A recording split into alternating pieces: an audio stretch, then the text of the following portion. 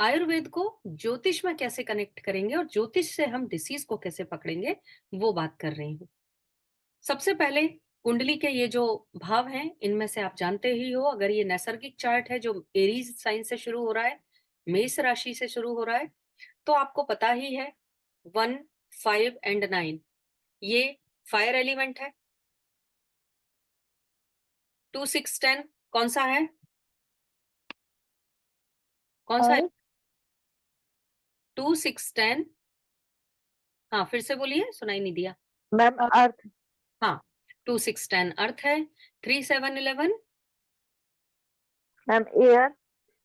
3, 7 air. और 4, 8, 12 ma'am water. Water. इस तरह से ये राशियां आपको क्लियर हैं। मैंने सिर्फ आज आपको याद दिलाया, मुझे पता था कि सबको मालूम है, इतनी क्लासेस हो गई हैं, याद हो ही गए होंगे, लेकिन याद दिलाया फिर से। तो ये राशियों से आपको सबसे पहले तो कुंडली से एलिमेंट पता चलेगा कि व्यक्ति का जो लग्न है वो किस एलिमेंट का है। ठीक है। अब जो हम बात कर रहे हैं वात पित्त कफ की या त्रिदोषों की, अ,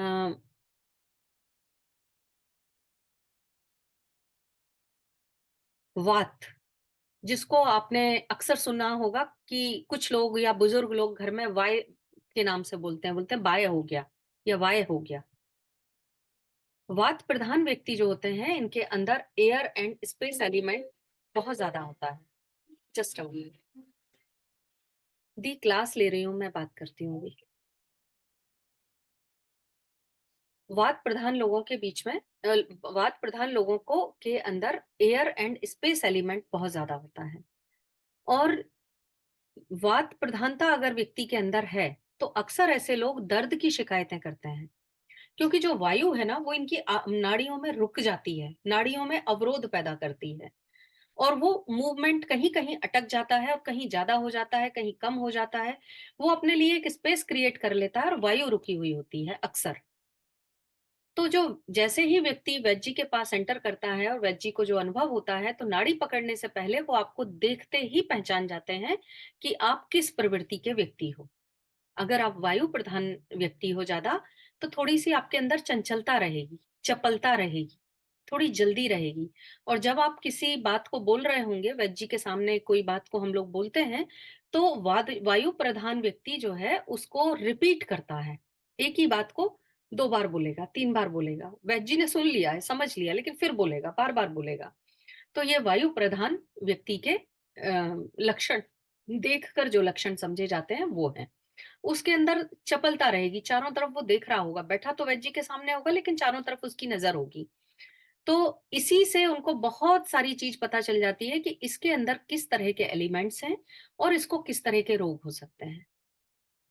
जैसे कि हम बलून में एयर भरते हैं तो उसका साइज बड़ा हो जाता है, वैसे ही वो एयर अगर बॉडी में जगह बनाती है, तो या तो बॉडी फूल जाती है, या नसों में, नाड़ियों में पता चलता है, जब वो नाड़ी को टच करते हैं तो उनको पता चलता है कि यहाँ वायु प्रधानता है। और वायु प्रधानता जिस तरह के रोग देती है, वो देती है साइज बढ़ाना, एक्सपेंड करना। तो जैसे कैंसर जैसे रोग भी वायु प्रधान लोगों को अक्सर होते हुए देखे गए हैं। हम डिटेल आयुर्वेद में डिटेल में नहीं जा रहे हैं, थोड़ा थोड़ा आपको लक्षण बता रही हूँ। दूसरा त्रिदोष है पित्त, पित्त प्रधान व्यक्ति। इनके अंदर जो एलिमेंट होता है वो फायर एंड वाटर एलिमेंट, इसकी अधिकता ज्यादा होती है। फायर कैसे? इम्पल्सिवनेस बहुत होगी इनमें, एग्रेशन बहुत होगा।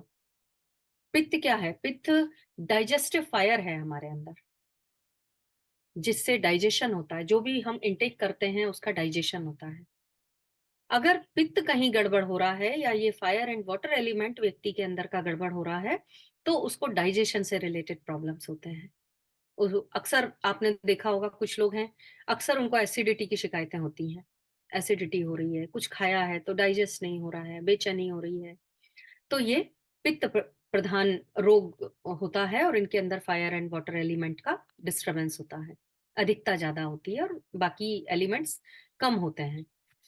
पित्त प्रधान व्यक्ति कहीं एक जगह टिकता भी नहीं है, उसको उसके अंदर इतनी इम्पल्सिवनेस रहती है, एग्रेशन भी रहता है।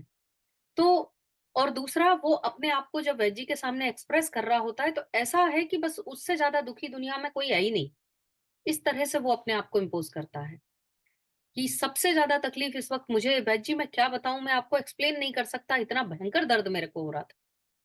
आप उस भयंकर में एक और भयंकर भी जोड़ देंगे, भयंकर स्क्वायर लगा देंगे, तो भी वो दर्द तो दर्द ही है, उसको समझा जा सकता है।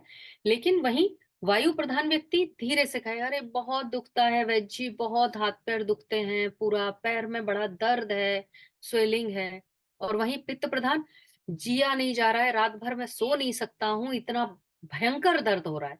जब इस तरह के शब्दों का वो उपयोग करता है, इस तरह का वो जेस्चर देता है अपना रोग बताते बताते, तो वैद्य समझ जाते हैं कि ये व्यक्ति जो है पित्त प्रधान है और इसका पित्त कहीं ना कहीं गड़बड़ हो रहा है। तीसरा है कफ प्रधान। कफ प्रधान, इसमें वाटर एंड अर्थ, ये एलिमेंट्स ज्यादा होते हैं। ज्यादा होने के साथ साथ डिस्टर्ब भी होते हैं, तब उस समय रोग होते हैं। तो सबसे पहले तो व्यक्ति के को त्रिदोष में बांटा जाता है कि वो किस टाइप का है, किस टाइप में आता है, फिर उस टाइप से संबंधित डिसीज की तरफ जाया जाता है। कफ प्रधान व्यक्ति किस तरह के हैं? उनके अंदर वाटर एंड अर्थ ज्यादा होता है। इमोशनल होंगे, इमोशनल होते हैं ज्यादातर, आलसी टाइप के होंगे, थोड़े स्लो मूवमेंट्स होंगे उनके, बैठे हैं, वैजी ने अंदर से बोला नेक्स्ट, धीरे से उठ के आ रहा है, हिलता हुआ आके धीरे से बैठ रहा है, बस उसका जेस्चर ही उनको बता देता है कि ये कफ प्रधान व्यक्ति है। इसके बाद वो कंफर्म करते हैं उसकी नाड़ी पकड़ के। तो कफ प्रधान व्यक्तियों को भी ज्यादातर जो रोग होते हैं वो लंबे टिकने वाले रोग होते हैं, जो ठीक होने में समय लेते हैं। तो ये त्रिदोष के रूप में, अब इनमें त्रिदोषों में प्लैनेट्स को किस तरह से बांटा गया है? वात में जो साइन आते हैं, वर्गो, टॉरस एंड कैप्रिकॉन, कन्या, वृषभ और मकर। शनि, राहु। पित्त प्रधान में Sagittarius, Leo and Aries. Planets, Sun, Mars and Ketu. कफ प्रधान में स्कॉर्पियो, कैंसर एंड पाइसिस।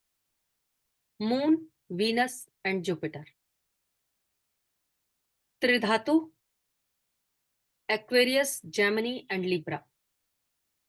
ये त्रिधातु होते हैं और इनका प्लेनेट जो है मरक्यूरी है, क्योंकि मरक्यूरी एक ऐसा प्लेनेट है जिसके अपने खुद के रिजल्ट वो इंडिपेंडेंटली कम देता है, अगर दूसरे प्लेनेट उसके साथ बैठे हों तो, या दूसरे प्लैनेट्स का प्रभाव उसके ऊपर ज्यादा हो तो उसके अंदर त्रिधातु, अगर ये साइन भी है एक्वेरियस, जेमिनी या लिब्रा एंड मर्क्यूरी भी वहां पर है, तो उसको समझा जा सकता है कि इसके अंदर तीनों तरह के दोष हैं, अगर दोष हैं तो। और नहीं तो तीनों तरह के एलिमेंट्स मैक्सिमम ठीक ठीक हैं इसके अंदर, कोई बहुत ज्यादा डिस्टरबेंस नहीं है दोनों ही तरफ। देखिए रोग भी है तो अधिकता ज्यादा है, या तो रेशो बिगड़ गया है उनका, उनका जो आपस का सामंजस्य है वो बिगड़ गया है, या फिर वो एकदम सही है। वात प्रधान व्यक्ति है, व्यक्ति वात प्रधान हो सकता है, लेकिन उसके एलिमेंट भी बैलेंस्ड हो सकते हैं। ऐसा नहीं है कि वात प्रधान है तो हमेशा उसको वायु से रिलेटेड रोग ही होगा, या उसको कैंसर टाइप के डिसीज हो ही जाएंगे जिनमें ग्रोथ होती है, इस तरह की चीजें हो जाएंगी कुछ भी। कई बार सुनते हैं ना, लीवर बढ़ गया किसी का, या कहीं हड्डी बढ़ गई, ये जो बढ़ जाने वाले जो रोग होते हैं, तो ये हमेशा जरूरी नहीं है कि व्यक्ति वात प्रधान है तो ये रोग हो ही जाएंगे। वो बहुत अच्छा भी हो सकता है अगर उसके अंदर के एलिमेंट्स ठीक है तो ये व्यक्ति के कॉन्स्टिट्यूशन को बनाते हैं इस तरह से त्रिधातु। अब हम इसको बॉडी पर समझते हैं। जो कुंडली के भाव हैं, जिस समय हमने इनके एट्रीब्यूट्स को पढ़ा था उस समय बॉडी पार्ट्स को भी समझा था। अभी आप इसको ध्यान में रखें और साथ में इसको देखें। एरीज साइन, फर्स्ट भाव जो है वहां से हेड पता चलता है, फेस और नेक ये टॉरस में आते हैं। शोल्डर, जेमिनी, इनको हम साथ में प्लेनेट भी ले सकते हैं, जेमिनी बुध है, लेकिन तीसरे भाव का जो कारक ग्रह है वो मंगल भी है, क्योंकि तीसरा भाव पराक्रम का भाव है और पराक्रम मंगल के बिना नहीं आता है। ठीक है? तो चलिए प्लेनेट की बात बाद में करेंगे, अभी राशियों को देख लेते हैं। थोरैक्स, चेस्ट, ये पोर्शन कैंसर साइन, 4th भाव। हार्ट, 5th लियो।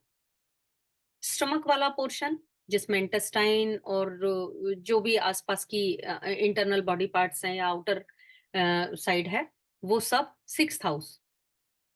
स्टमक और 6th हाउस और इंटेस्टाइन तो इस स्टमक में ही वहीं आ जाएगा, लेकिन यूरोलॉजी जो है वो लिब्रा 7th हाउस में आएगा।